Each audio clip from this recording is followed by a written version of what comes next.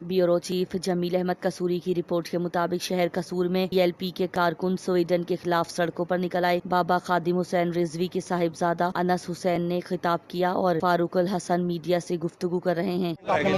قصوری آپ دینے 27 نیوز، میں اس وقت قصور میں موجود ہوں۔ میرے ساتھ حضرت علامہ فاروق الحسن صاحب موجود ہیں، آئیے ان سے بات کرتے ہیں۔ سویڈن کے اندر جو قرآن پاک بھی حرمتی کی ہے اس کے حوالے سے ان کا کیا کہنا ہے؟ جی سر بتائیے گا۔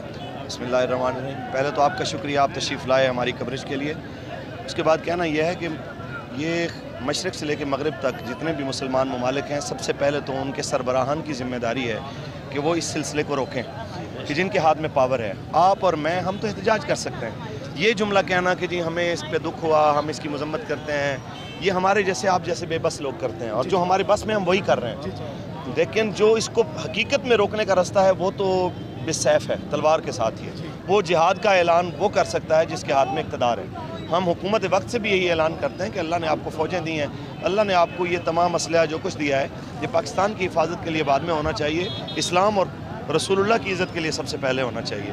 باقی ہماری یہی ایک استدعا ہے جتنے بھی فرانس میں رہتے ہیں، سویڈن میں رہتے ہیں مسلمان، ان سے کہ جب ان کی گورنمنٹ سے بات کرتے ہیں تو وہ کہتے ہیں جی یہ سرکاری طور پہ نہیں ہے، یہ ہمارے ہاں ہر بندے کو شخصی آزادی ہے، یہ اس بندے کا انفرادی فعل تھا، تو گورنمنٹ کی طرف سے نہیں ہے۔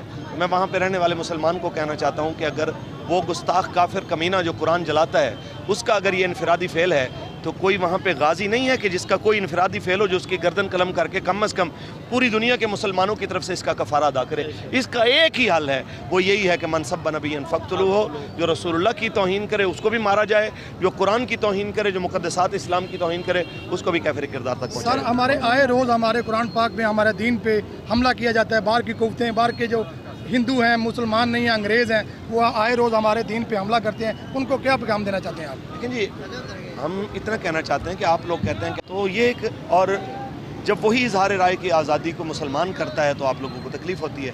قرآن کی شان تو بہت اونچی ہے، قرآن کی باہر جو جلد ہے اس کے برابر بھی یہ جتنے بھی ممالک ہیں ان کی کوئی ویلیو نہیں ہے۔ تو یہاں پہ آپ اسرائیل کا جھنڈا جلائیں، اس کی انہیں درد محسوس ہوتی ہے۔ ہولوکاسٹ کا آپ انکار کریں، مذاق اڑائیں تو اس کی انہیں تکلیف ہوتی ہے۔ اسی طرح آپ اگر ملکہ وکٹوریہ کی توہین آمیز کوئی جملہ بولیں تو اس کی انہیں تو تکلیف ہوتی ہے۔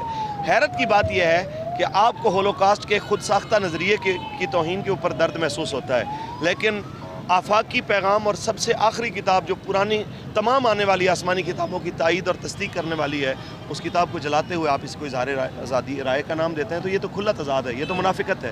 جب آپ کے بارے میں بات ہو تو آپ کہیں کہ یہ شدت پسندی ہے، جب آپ 1.5 ارب 2 ارب مسلمانوں کا دل دکھائیں تو اس کو اظہار رائے کی آزادی کا نام دیں، یہ کسی صورت بھی نہیں ہے۔ آپ سوچیں کہ یہ فعل کرنے والا اگر یہودی ہے یا عیسائی ہے تو اس کے مد مقابل 2 ارب مسلمانوں میں کوئی ایک بھی مسلمان، چاہے وہ جتنا گناہ گار ہو، آپ نہیں دیکھیں گے کہ وہ بدلے میں بائبل جلائے گا یا زبور جلائے گا، چاہے وہ تعریف شدہ ہیں، لیکن پھر بھی ہم یہ کہتے ہیں کہ اس میں کچھ نہ کچھ الفاظ وہ ضرور ہیں جو اللہ کی طرف سے حضرت موسیٰ علیہ السلام اور حضرت عیسیٰ پہ نازل ہوئے تھے۔